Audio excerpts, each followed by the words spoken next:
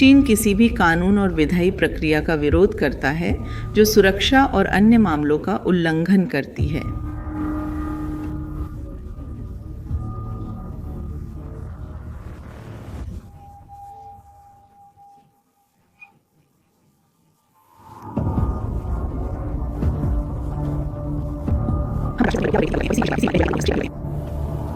हम आशा करते हैं कि अमेरिका लैटिन अमेरिका और कैरिबियन क्षेत्र की शांति और सुरक्षा के लिए अधिक लाभकारी करेगा। यह बयान जो आपने अभी देखा वह संयोगवश नहीं था। चीनी सरकार की प्रवक्ता माओ निंग सीधे डोनाल्ड ट्रंप को संदेश भेज रही है और वर्षों में पहली बार चीन ने एक राजनयिक प्रोटोकॉल तोड़ा है, निकोलस मादुरो की वेनेजुएला का सार्वजनिक रूप से बचाव करते हुए। इसी दौरान 6 अमेरिकी युद्धपोत वेनेजुएला के तट के पास पहुंच रहे थे। लेकिन चीन मादुरो के कारण संयुक्त राज्य अमेरिका के साथ एक राजनयिक संकट का जोखिम क्यों उठा रहा है? इसका जवाब छुपा है कि चीन वास्तव में वेनेजुएला से क्या चाहता है। और ट्रंप, खैर, वह उनके योजनाओं को बर्बाद करने ही वाला है। लेकिन यह क्या दांव पर लगा है? यह समझाने से पहले हमें यह समझना होगा कि चीन वास्तव में इस बयान से क्या कहना चाहता था। जैसा कि आप देख सकते हैं, माओ निंग ने कहा कि चीन किसी भी ऐसी कार्रवाई का विरोध करता है जो किसी देश की संप्रभुता का उल्लंघन करती है। उन्होंने लैटिन अमेरिका और कैरेबियन में शांति लाने वाली कार्रवाइयों की बात की। लेकिन अगर उनकी कूटनीतिक भाषा का अनुवाद करें तो चीन असल में कुछ ऐसा कह रहा था, हमारे निवेश के साथ छेड़छाड़ मत करो। और उसी दिन जब यह बयान दिया गया, एक बहुत ही खुलासा करने वाली घटना घटी। मादुरो चीन के एक राजदूत से मिलने के लिए वेनेजुएला में दौड़ पड़े। दोनों तस्वीरों में बात करते नजर आ रहे हैं। गंभीर, राष्ट्रपति जी मेरी पसंद है बात करना। तुमसे मेरा बड़ा सुख मुझे एकता के लिए चाहिए, मुझे टिप्पणी करना पसंद है। धन्यवाद। दिशा जैसे हम क्या उम्मीद करते हैं? मदुरो ने मुलाकात के बाद यहां तक कि एक पोस्ट भी की जिसमें उन्होंने चीन की तारीफ की कि वह मानव विकास में दुनिया का नेतृत्व करने वाला देश है। लेकिन हम शर्त लगा सकते हैं कि बातचीत मानव विकास के बारे में नहीं थी, बल्कि इस बारे में थी कि वेनेजुएला में खतरे में पड़े चीनी निवेशों की सुरक्षा कैसे की जाए। देखिए, चीन शायद ही कभी अमेरिकी सैन्य अभियानों पर इतनी सीधे तौर पर बयान देता है। जब चीनी इस तरह चुप्पी तोड़ते हैं तो इसका मतलब है कि दांव पर बहुत कुछ लगा हुआ है। वेनेजुएला के मामले में रकम इतनी बड़ी है कि यह आपको इस संकट पर फिर से सोचने को मजबूर कर देगी। यह है जो बहुत कम लोग चीन वेनेजुएला संबंधों के बारे में जानते हैं। पिछले 10 वर्षों में चीन ने वेनेजुएला को $60 अरब से भी ज्यादा उधार दिए हैं। $60 अरब। इस संख्या की विशालता का अंदाजा लगाने के लिए यह उरुग्वे, पराग्वे और बोलिविया के कुल जीडीपी से भी ज्यादा है। वेनेजुएला को अभी भी इन कर्जों में से करीब $20 अरब चुकाने हैं। अब जरा सोचिए, अगर मादुरो गिर जाता है तो ये बिल कौन चुकाएगा? इस कर्ज के पीछे एक ऐसा सिस्टम है जो अब तक कागजों पर शानदार तरीके से काम करता था। चीन वेनेजुएला को पैसा उधार देता था, लेकिन डॉलर में वापस पाने के बजाय उसे तेल में भुगतान मिलता था। वेनेजुएला का बैरल दर बैरल तेल सीधे चीनी रिफाइनरियों में जाता था, जो भुगतान का तरीका था। इसे विशेषज्ञ लोग तेल के बदले अर्ण समझौता कहते हैं। चीन अपनी अर्थव्यवस्था और विकास के लिए ऊर्जा सुनिश्चित करता था, वेनेजुएला अपने प्रोजेक्ट्स के लिए पैसा सुनिश्चित करता था। लेकिन फिर हकीकत ने दस्तक दी। वेनेजुएला की अर्थव्यवस्था पूरी तरह से ढह गई। तेल उत्पादन, जो कभी 3 मिलियन बैरल प्रतिदिन था, घटकर 1 मिलियन से भी कम हो गया। तेल की बुनियादी संरचना खराब हो गई। वेनेजुएला चुनाव परिणामों के बाद एक बड़ी संकट का सामना कर रहा है, जिससे पूरी दुनिया सतर्क हो गई है। राजनीतिक समस्याओं के अलावा एक और चिंता का विषय यह भी है कि संकट तेल, ब्रेंट प्रकार के तेल की कीमत मांग से जुड़ी आर्थिक समस्याओं के कारण तेजी से गिर रही है। विशेषज्ञ तकनीशियन देश से भाग गए और चीन खुद को ऐसी स्थिति में पाया जिसमें कोई भी बैंक नहीं होना चाहेगा।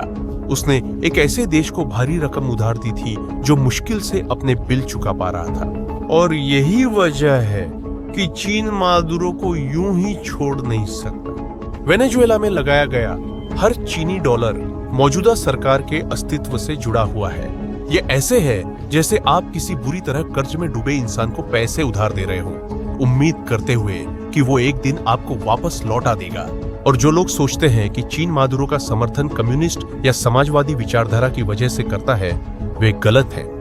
चीन उसका समर्थन इसलिए करता है क्योंकि उसे अपने निवेश की सुरक्षा करनी है। यह शुद्ध वित्तीय गणित है। अगर वेनेजुएला में कोई नई सरकार आती है तो बहुत संभव है कि वह वही करेगी जो कोई भी समझदार सरकार करेगी। पिछली सरकार द्वारा ली गई इन विशालकाय कर्जों पर सवाल उठाएगी। वो ये भी कह सकती है कि मादुरो के समझौते नहीं मानेगी। चीन के लिए यह ऐतिहासिक स्तर की एक वित्तीय आपदा होगी। समझने के लिए कि हम इस मुकाम तक कैसे पहुंचे, हमें थोड़ा समय में पीछे जाना होगा और देखना होगा कि यह सारी स्थिति कैसे शुरू हुई। 20वीं सदी के अधिकांश समय में वेनेजुएला संयुक्त राज्य अमेरिका का एक भरोसेमंद सहयोगी था। यह संबंध एक साधारण लेन देन पर आधारित था। वेनेजुएला सस्ता तेल देता था और संयुक्त राज्य अमेरिका सैन्य सुरक्षा और अमेरिकी बाजार तक पहुंच प्रदान करता था। यह दशकों तक चला। सब कुछ तब नाटकीय रूप से बदल गया जब ह्यूगो चावेज 1999 में सत्ता में आए। चावेज सिर्फ अमेरिकियों से नफरत नहीं करते थे, उन्होंने इसे अपनी सरकार की पहचान बना लिया था। उन्होंने वेनेजुएला को क्यूबा, ईरान और उत्तर कोरिया के करीब ला दिया। संयुक्त राज्य अमेरिका के सभी पारंपरिक दुश्मन उनके सबसे अच्छे दोस्त बन गए। यह एक पूरी तरह से बदलाव था जिसने पूरे क्षेत्र की भू राजनीति को फिर से परिभाषित कर दिया। जब चावेज की 2013 में मृत्यु हुई और मादुरो ने सत्ता संभाली तो संयुक्त राज्य अमेरिका ने इस स्थिति को पलटने का एक मौका देखा।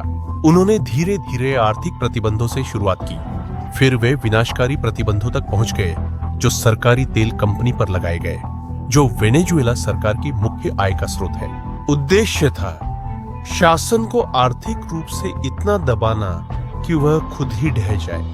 2019 में संयुक्त राज्य अमेरिका ने हुआन गुआइडो, जो नेशनल असेंबली के अध्यक्ष थे, को वेनेजुएला के वैध राष्ट्रपति के रूप में मान्यता दी। करीब 50 देशों ने अमेरिका का अनुसरण किया और हाल ही में अमेरिकी न्याय विभाग ने औपचारिक रूप से मादुरो पर नशा तस्करी का आरोप लगाया। उसकी गिरफ्तारी के लिए $50 मिलियन का इनाम रखा गया। और ठीक इन्हीं पलों में चीन ने अपनी प्रभाव बढ़ाने का मौका देखा। जब अमेरिका ने वेनेजुएला को प्रतिबंधों और अलगाव के साथ दूर धकेला, तब चीन खुले हाथ और खुले खजाने के साथ वहां पहुंचा और यह साझेदारी जल्दी ही एक ऐसे संबंध में बदल गई जिसे उन्होंने खुद रणनीतिक, व्यापक और हर समय के लिए बताया। यह सिर्फ एक राजनयिक शब्द लग सकता है, लेकिन यह एक श्रेणी है जिसे चीन केवल अपने सबसे रणनीतिक सहयोगियों के लिए रखता है। रूस, पाकिस्तान और ईरान को भी यह दर्जा मिला है और अब वेनेजुएला भी इस चुनिंदा समूह का हिस्सा बन गया है। और इस साझेदारी का नतीजा यह हुआ कि चीन को लैटिन अमेरिका में एक मजबूत आधार मिल गया। लेकिन चीन की यह सारी वित्तीय गणित एक समस्या के साथ आती है। डोनाल्ड ट्रंप अभी-अभी सत्ता में वापस आए हैं और मुनरो सिद्धांत, जो लैटिन अमेरिका को संयुक्त राज्य अमेरिका का स्वाभाविक प्रभाव क्षेत्र मानता है, अमेरिकी सोच में आज भी जीवित और मजबूत है। चीन को उससे कैसे सरकार को वित्त पोषित करते देखना, जिसे वे शत्रुतापूर्ण मानते हैं, वह भी फ्लोरिडा के तट से कुछ ही किलोमीटर दूर उनके लिए बिल्कुल अस्वीकार्य है। और यहीं पर चीजें वाकई में तनावपूर्ण हो जाती हैं। इसकी वजह यह है कि वेनेजुएला की ओर बढ़ रहे 6 अमेरिकी जहाज साधारण जहाज नहीं है, वे युद्ध की मशीनें हैं। इनमें सबसे प्रमुख है यूएसएस इवो जिमा। यह एक स्टील का दैत्य है जो एक मिनी एयरक्राफ्ट कैरियर की तरह काम करता है। इस जहाज में एक लगातार उड़ान डेक है जो 200 मीटर से भी ज्यादा लंबा है।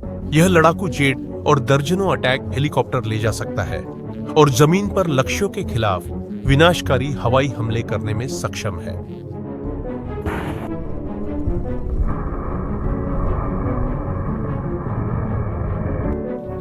यह निश्चित रूप से तेज नावों में तस्करों को पकड़ने के लिए इस्तेमाल होने वाला उपकरण नहीं है। इवो जिमा के साथ 2 उभयचर परिवहन जहाज भी हैं, United States ship San Antonio और United States ship Fort Lauderdale. ये जहाज खास तौर पर एक ही काम के लिए बनाए गए हैं, दुश्मन के इलाके में सैनिकों को उतारना। इनमें लैंडिंग क्राफ्ट हैं जो सैनिकों को सीधे समुद्र तटों तक ले जा सकते हैं। तेज ट्रूप ट्रांसपोर्ट्स के लिए हेलीकॉप्टर है और एक आक्रमण को बनाए रखने के लिए पूरी लॉजिस्टिक्स भी है। इन जहाजों पर 4500 अमेरिकी सैनिक सवार हैं, लेकिन ये आम सैनिक नहीं है। ये 2200 मरीन कॉर्प्स के सैनिक हैं 22वीं मरीन एक्सपेडिशनरी यूनिट। यह यूनिट एक त्वरित प्रतिक्रिया बल है जिसे उभयचर हमलों, विशेष अभियानों और क्षेत्रों पर कब्जा करने के लिए प्रशिक्षित किया गया है। यह इतनी ताकतवर है कि कुछ ही घंटों में वेनेजुएला की राजधानी पर कब्जा कर सकती है। अगर देखने के लिए धन्यवाद।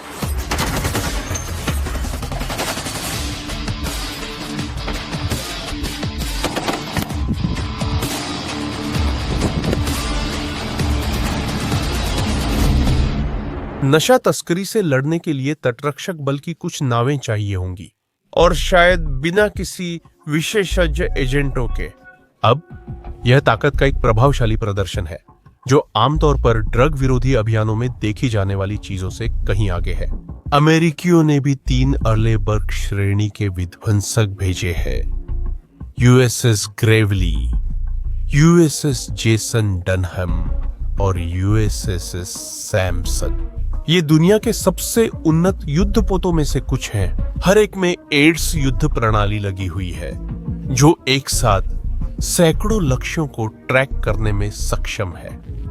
इनमें टोमहॉक क्रूज मिसाइलें लगी होती हैं जो सैकड़ों किलोमीटर तक कम ऊंचाई पर उड़ सकती है और किसी खास इमारत को सटीकता के साथ निशाना बना सकती है। वहां वेनेजुएला के पास के पानी में एक अमेरिकी परमाणु पनडुब्बी भी तैनात है।